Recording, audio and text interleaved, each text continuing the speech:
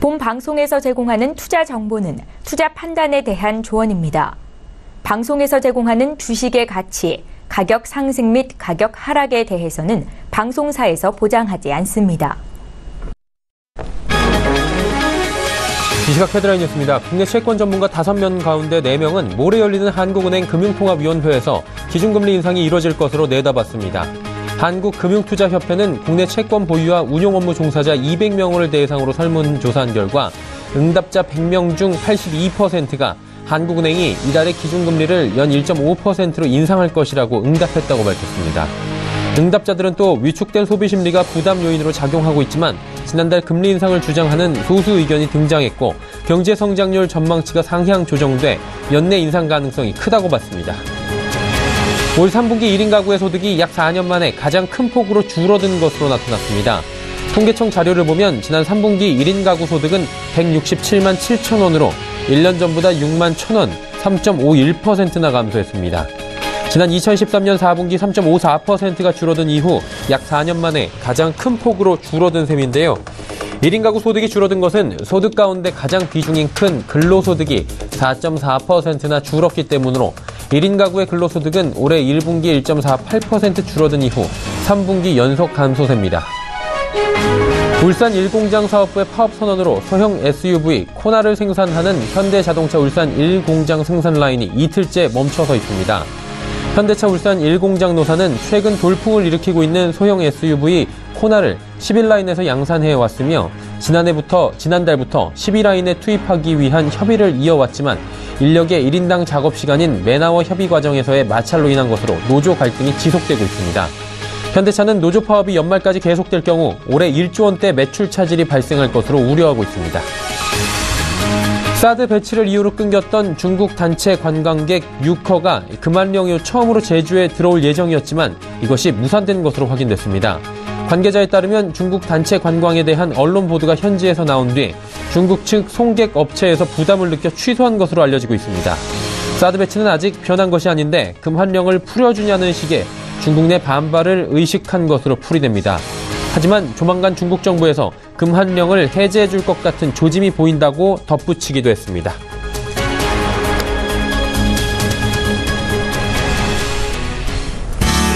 시청자 여러분 안녕하십니까. 오늘 저녁 내일장 1부 문을 열도록 하겠습니다. 서정덕입니다. 자, 어제와는 또 다른 양상으로 오늘 시장이 전개가 되고 있습니다. 어제는 삼성전자 쇼크가 있었습니다. 삼성전자도 5% 가까이 낙폭이 있었고요. 코스피 지수도 1%가 넘게 폭락을 하기도 했습니다. 그리고 이에서 촉발된 전기전자 업종의 무더기 어제 가격이 내려가는 현상들도 있었는데요. 어제는 코스닥이 견조한 흐름을 보였습니다. 하지만 오늘은 반대입니다. 코스피 지수는 장 초반에 낙폭을 줄이면서 지금 상승 반전에 성공을 했습니다. 하지만 코스닥 낙폭이 커져 있는데 금일 거래소 쪽 보자면 전기전자 업종 어제 이어서 오늘도 여전히 약합니다. 어제보다는 좀 나아졌지만 여전히 약습니다. 하지만 전기전자 업종의 낙폭 축소되고 있고요. 더불어서 이제 금리 인상에 대한 가능성이 점차 높아지면서 은행주들이 강하게 올라오고 있고요. 이러다 보니 지수는 보합권에서 등락 거듭하고 있고 상승 반전까지도 나옵니다. 하지만 코스닥 시장이 오늘 좀 문제가 되고 있습니다. 그동안 주가를 견인을 했던 업종이 있습니다. 헬스케어 업종이었는데 여러 가지 영업이익이 뒷받침되지 않는 상황에서 한 달여 동안 굉장히 가파르게 올라온 경향이 있어서 그동안 거품 논란이 좀 있었습니다. 그리고 오늘 낙폭이 굉장히 이 업종에서 크게 나타나고 있고요. 시가총액 상위 종목에서도 헬스케어 업종들이 지금 담당하고 있는 부분이 크기 때문에 오늘 지수의 낙폭은 깊어질 수밖에 없습니다. 그리고 현 시장 상황이 우호적인 부분이 별로 없는 상황이기 때문에 코스닥 시장은 그렇게 다시금 큰 폭의 반등이 나오기 쉽지 않겠느냐 라는 비판적인 목소리, 비관적인 목소리까지도 하루 만에 지금 나오고 있는 상황입니다. 조정이 나오고 있고요. 조정폭이 올라온 폭이 컸던 만큼 오늘 하루 깊은 코스닥 시장 그리고 어느 정도 조정이 끝나가는 것이 아니냐 그리고 보합권까지 올라온 코스피 시장입니다. 양시장 어떤 관점으로 바라봐야 할지 오늘장 내일장에서 확인해 보시길 바랍니다. 본 방송에서 제공해드리는 정보는 투자 판단에 대한 조언일 뿐입니다. 해당 주식의 가치, 수익률 보장해드리지 않는다는 점 참고해 주시길 바랍니다. 자, 코스피 지수부터 체크해 보도록 하죠. 코스피 지수 현재 2514포인트대까지 올라왔습니다. 어느 정도 지금 반등에 성공을 했고요. 상승폭을 조금씩 키워가고 있는 상황입니다. 일중 흐름들 체크를 잠깐 해보도록 하죠. 자, 보시다시피 장 초반에 2,504포인트까지 살짝 밀렸다가 쭉 올라와서 2,519포인트, 2,520선 부근까지 올라갔습니다. 그리고 소폭 하락했다가 다시 상승 반전을 지금 해내고 있는 코스피 지수입니다. 일단 2,500선까지는 지지가 확실하게 받고 있다라는 부분이 오늘도 증명이 좀 된 것 같습니다. 수급 주체 확인해 보도록 하죠. 기관이 오늘도 사주고 있는데요. 2,153억 원 기관이 삽니다. 금융투자가 771억 원, 투신이 606억 원 순 매수하고요. 개인이 어제는 큰 폭으로 사다가 오늘은 1,039억 원 팝니다. 일단 어제 사고 하루 만에 차익 실현에 나서는 물량들도 좀 보이고 있는 상황입니다. 지수가 올라가니 개인은 좀 매도를 하네요. 외국인도 1,461억 원 정도 지금 시장에서 팔고 있습니다. 어제 이어서 오늘도 외국인이 매도에 나서고 있습니다. 시가총액 상위 종목들 살펴보도록 하죠. 전기전자 업종은 오늘도 지지부진합니다. 어제 낙폭이 워낙 컸습니다. 삼성전자 오늘도 등락을 거듭하고 있는데요. 보합권에서 지금은 빨간불이 보입니다. 9,000원 상승한 264만 1,000원입니다. SK하이닉스 600원 빠지면서 82,500원대에 거래가 되고요. 현대차 파업 소식 들려왔습니다. 157,500원대에 7,500원대에 거래가 됩니다. LG화학 강보합권입니다. 다음 살펴보도록 하죠. 6위부터 10위 종목들인데 포스코 약보합이고요. 네이버가 80만원 다시 회복했습니다. 하루 만에. 삼성생명 13만원 살짝 무너졌고요. 삼성물산, 현대모비스 올라갔는데 현대모비스는 26만원 터치합니다. 11위부터 15위까지 살펴보도록 하죠. 금융주들이 오늘 좋다라고 말씀드렸는데 KB금융 59,000원대까지 올라왔고 신한지주도 1.26% 올라옵니다. 한국전력 어제 이어서 오늘도 상승하고요. 삼성바이오로직스, SK텔레콤은 소폭씩 빠집니다. 자, 이제 코스닥 시장 살펴보도록 하죠. 코스닥 시장은 오늘 낙폭 깊다라고 설명드렸는데 지금도 1.23%나 빠져내려가고 있는 코스닥 시장입니다. 783포인트대까지 지금 내려갔습니다. 자, 일중 흐름들 체크해보도록 하죠. 역시나 797포인트 장 초반에 지수를 지키지 못하고 쭉 급락했고요. 779포인트, 780선까지도 오늘 한때 무너진 바가 있습니다. 조금 전 시간대에 살짝 소폭 지수가 회복하는 모습 보여주고 있습니다. 수급 주체 확인해 보도록 하죠. 개인만 삽니다. 개인이 1,828억 원 사고 있고요. 기관, 외국인 파는데요. 기관은 833억 원, 외국인은 970억 원 각각 팔고 외국인은 전주체가 팔고 있습니다. 기관은 전주체가 지금 팔고 있습니다. 시가총액 상위 종목들 살펴보도록 하죠. 셀트리온과 신라젠, CJM, 티슈진까지 모두 빠지고요. 셀트리온 헬스케어만 지금 소폭 상승하는 수준입니다. 자, 다음 살펴보도록 하죠. 로엔부터 펄어비스까지 세 종목 올라가고 바이로메드와 펄어비스의 낙폭이 좀 깊습니다. 다음 살펴보도록 하죠.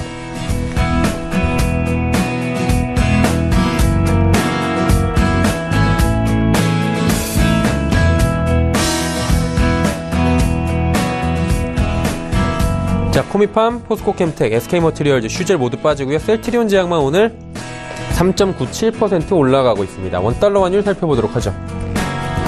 원달러 환율 지금 소폭 반등에 성공했습니다. 1,088원 70전에 거래가 되고 있습니다. 국내 양시장 여기까지 짚어보도록 하죠.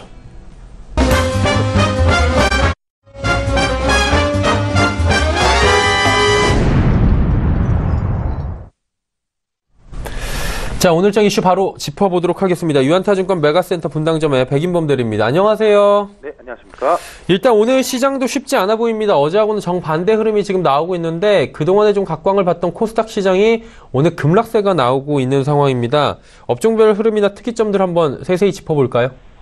네, 일단 오늘 시장, 어저께 삼성전자의 주가 하락으로 촉발된 IT 대형주들의 주가 조정세가 이어지는 반면에 금리 인상 수혜 기대감과 더불어서 배당 그리고 최근 불안정한 시장 환경 내에서 오늘 안전자산 성격의 부각 등으로 은행주들의 상승, 또 화학주 역시나 금호석유, 롯데케미칼 등으로 업황 사이클 개선세에 따른 수혜 기대감 등의 반등이 나오는 등 일단 그전까지의 시장 분위기와는 좀 다른 모습을 보여주는 모습인데요. 특히나 전거래 이래 삼성전자의 주가 하락은 시장 분위기에 변화를 알렸다라고 보여주고 있습니다. 일단 물론 삼성전자의 주가 반등이 단기간에 다시 나올 여지야 있겠지만 일단 지난번과의 모습은 다르게 그러할 가능성은 좀 낮을 것이다라는 판단을 좀 하고 있는데요.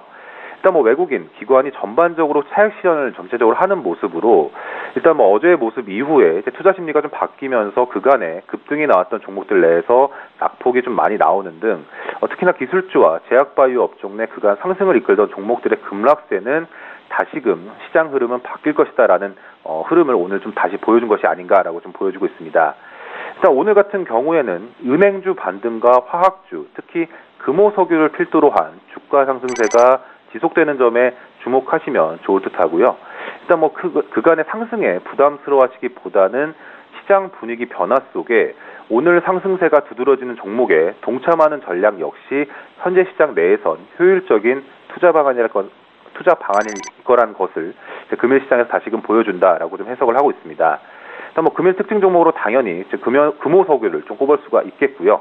일단 뭐 업황적인 측면에서는 2, 3년간 향후 합성 공모와 패널 유도체 업황이 좋아질 것으로 분석이 되면서 실적 개선에 따른 기대감 등이 지속 유입된 점이 특징적으로 볼 수가 있겠고요. 일단 뭐 정리하자면 오늘장 상황에서 이슈 측면보다는 삼성전자의 주가 노이즈 발생으로 인해서 시장 분위기가 변화가 됐다. 그렇기 때문에 오늘 시장 내에서 주가가 급락한 종목을 보시기보다는 조금 견조한 종목들 내에서 다시금 후보군을 꼽아보시면서 12월 시장 대비하는 전략으로 오늘 시장 좀 보시면 좋을 것 같다 말씀드리겠습니다.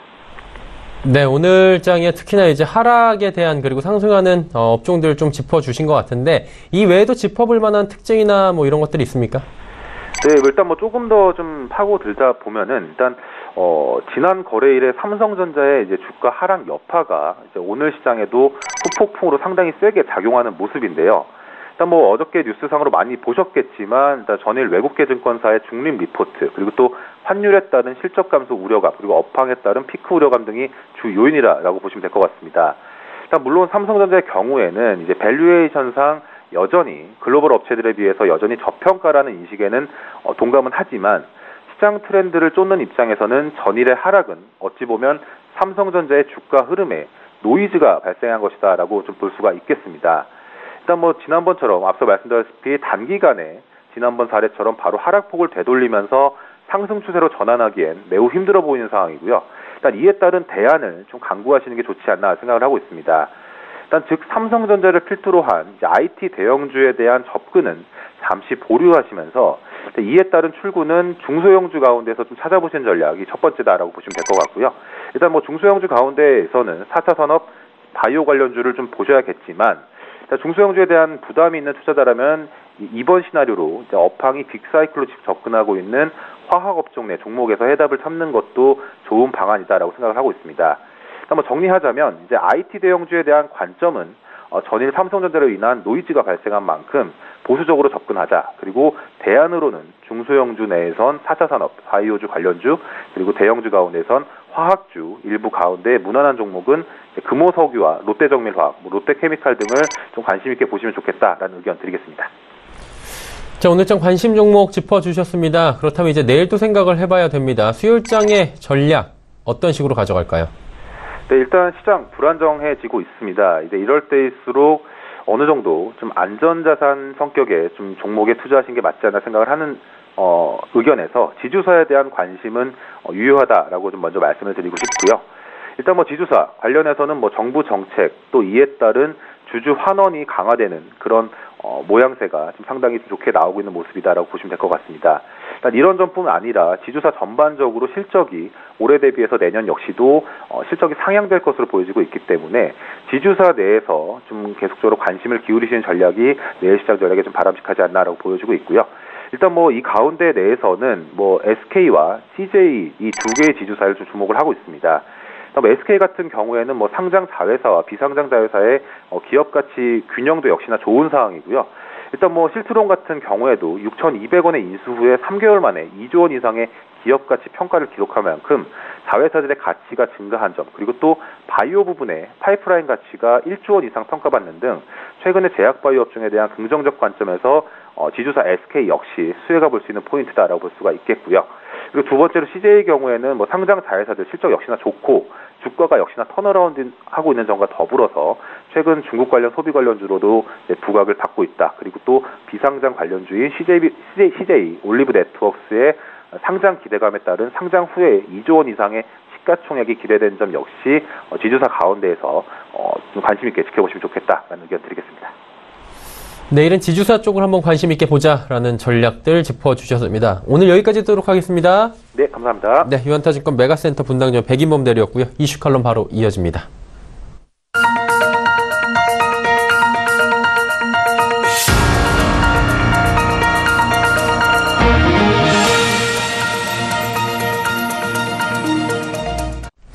마켓 리더들과 함께하는 시간 이슈 칼럼 시간입니다. 오늘은 키움증권 투자전략팀 홍춘욱 박사와 함께합니다. 박사님 안녕하세요. 네, 안녕하십니까. 11월도 이제 끝났습니다. 이번 주 금요일이면 벌써 12월 되는 것 같은데 11월을 이제 좀 리뷰를 해봐야 될 시점인 것 같아요. 11월 제가 기억나는 건 코스닥이 폭발적으로 올라온 게 기억이 첫 번째로 나는데 어떻습니까? 전반적으로 돌아본다면 리뷰를 한번 부탁드려도 될까요? 그리고 12월은 또 어떻게 예측하시는지요? 네, 일단 11월 시장에 대해서 좀 한번 리뷰를 해보자면, 네. 일단 독일의 정치적 불확실성이 부각되는 가운데, 이게 대체적으로 독일을 비롯한 유럽 증시가 약세를 보이는 그런 한 달이었습니다. 반면 상품 시장이, 물론 이제 어제는 유가가 좀 빠졌습니다만, 상품 가격들이 상승하는 가운데 러시아, 브라질을 비롯한 신흥국 증시도 강세를 보이는 그런 흐름이었고요. 미국 연준이 11월 연방공개시장위원회 FOMC라고 하죠. 여기에 의사록을 통해 가지고 12월 금리 인상 가능성을 강하게 시사했습니다만, 인플레이션율이 너무 낮다라는 그런 불안을 좀 걱정을 같이 이야기를 하면서 금융시장에 미치는 영향은 크지 않았다 이렇게 볼 수 있겠고요. 전반적으로 글로벌 금융시장은 상당히 좀 양극화 흐름들은 나타났지만. 미국이라든가 또 이머징 마켓 증시는 상당히 강한 모습이었다 이렇게 볼 수 있겠고요. 한국 증시는 특히 두드러진 특징이 이제 지난 1월부터 시작해서 한 10월 사이에 있었던 시장의 흐름이 11월에는 완전히 반대로 움직이는 또는 어떻게 보면 시장의 순환이 다른 방향으로 가는 그런 한 달이었다고 볼 수 있겠습니다. 업종별로 살펴보면 그간 독주했던 정보통신 업종이라든가 또는 소재, 산업재, 금융 같은 그런 섹터들은 여전히 강세 흐름은 이어졌습니다만 탄력이 둔화된 반면에 건강관리라든가 필수 소비재 업종이 상승을 주도했죠. 특히 소형주 및 이 코스닥 시장의 강세가 늘어졌습니다. 정부의 벤처 산업 육성 의지가 부각되고요. 연기금의 또 코스닥 투자 확대에 대한 기대감이 부각된 게 방아쇠 역할을 했다라고 볼 수 있겠습니다. 여기에 10월 수출이 긴 연휴에도 불구하고 전년 같은 기간에 비해서 7% 이상 늘어나고 또 11월 수출도 두 자릿수의 증가가 기대된다라는 그런 긍정적인 경기 여건, 여기에 또 한중 관계가 개선될 거라는 그런 기대감까지 부각되면서 투자 심리를 자극해서 코스피는 0.8% 정도 상승했습니다만 코스닥 지수는 무려 14.2%라는 놀라운 상승세를 보였습니다. 오늘 좀 조정을 받고는 있습니다만 그간 급하게 달려왔던 것을 생각해 본다면 사실 조정이 나타나더라도 그렇게 놀랍지 않은 상황이다 이렇게 볼 수 있겠습니다. 많이 올라온 건 알고 있었는데 거의 15% 가까이 올라온 거 이제 표를 통해서 저희가 그래프를 통해서 확실히 알게 된 것 같습니다. 그러면서 이제 자연스럽게 환율로 눈을 옮겨봐야 될 것 같은데 환율 부분이 지금 문제가 되는 것 같아요. 급락했던 환율이 지금 제자리를 찾아가지 않을까라는 생각들을 다들 하고 있었는데 시간이 좀 오래 걸리고 제자리 찾는데 정말 시간이 오래 걸릴 것이다 이런 얘기들까지 나오고 있는데 하락 이유와 앞으로의 환율 좀 이야기를 해주실 수 있겠습니까? 네, 일단 최근 들어서서 미국 달러가 약세를 보이고 있습니다. 미국 달러가 약세를 보이는 이유는 두 가지인데요.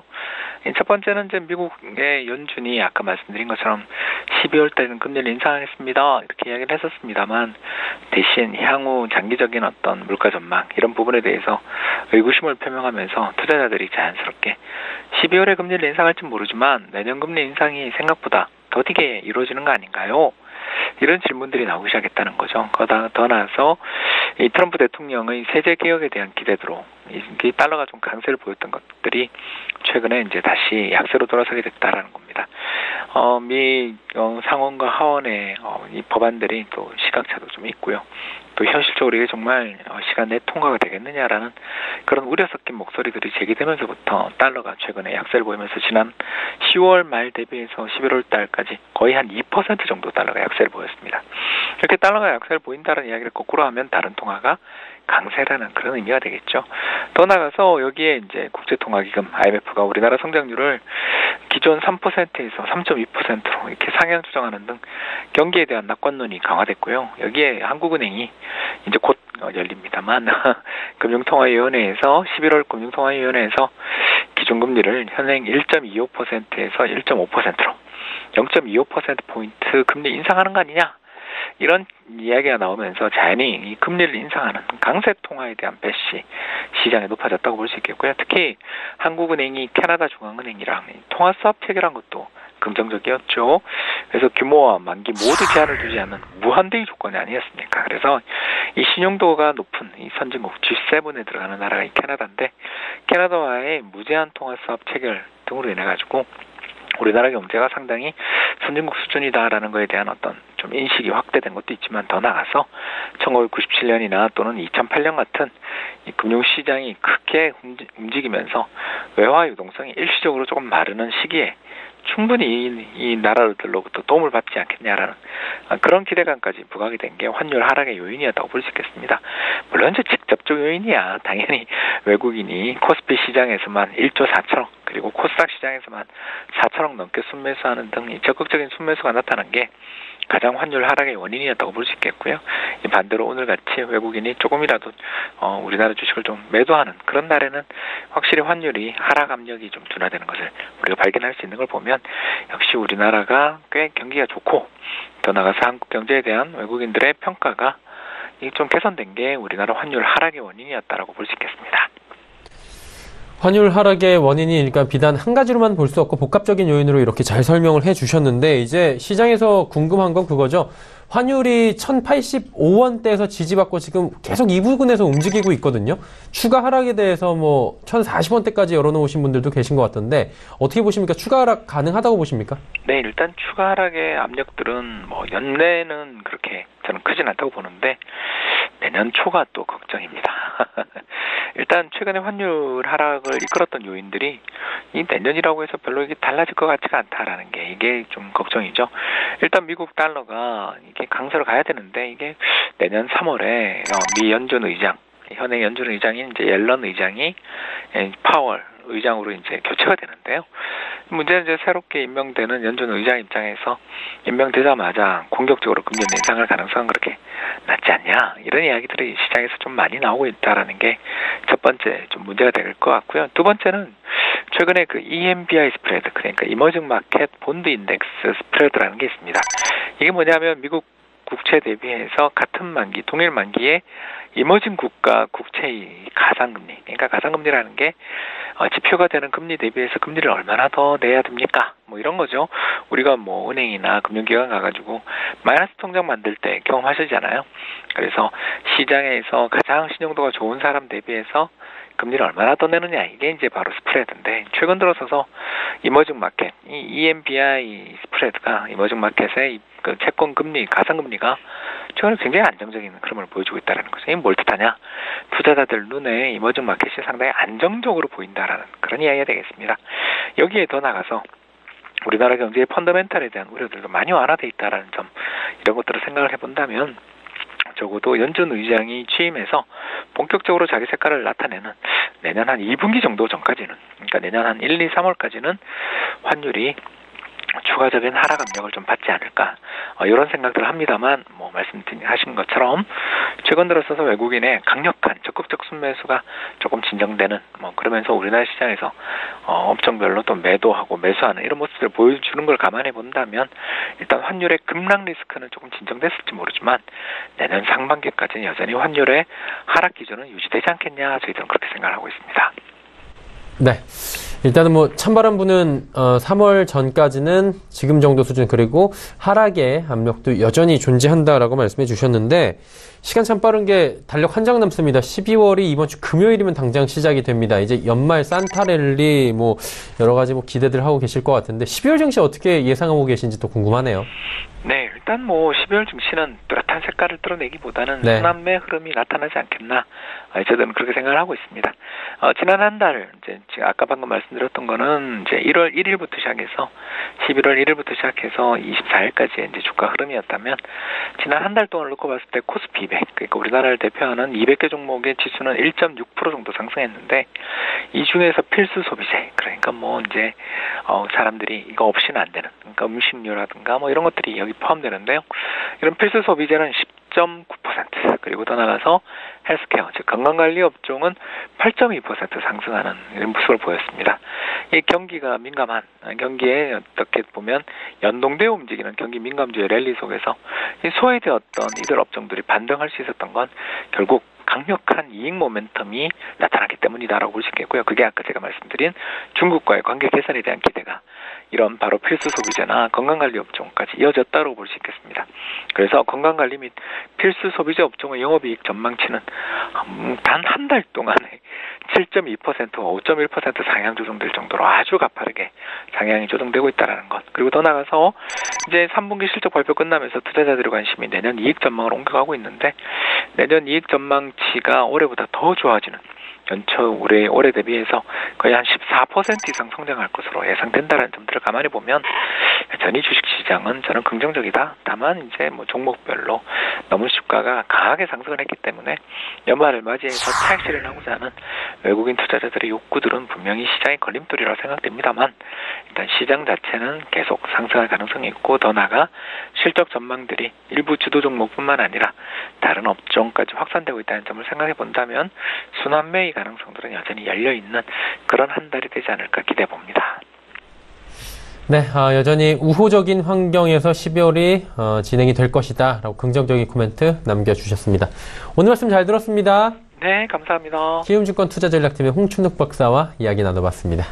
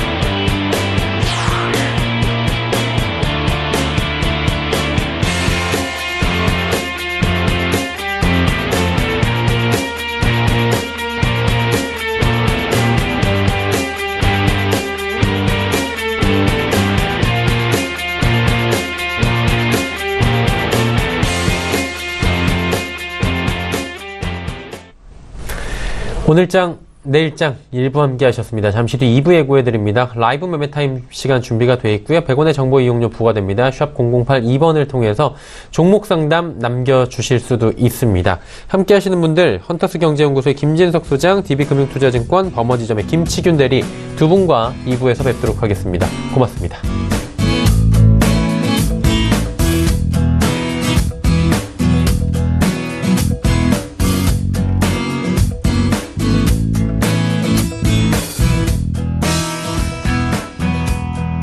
본 방송에서 제공하는 투자 정보는 투자 판단에 대한 조언입니다. 방송에서 제공하는 주식의 가치, 가격 상승 및 가격 하락에 대해서는 방송사에서 보장하지 않습니다.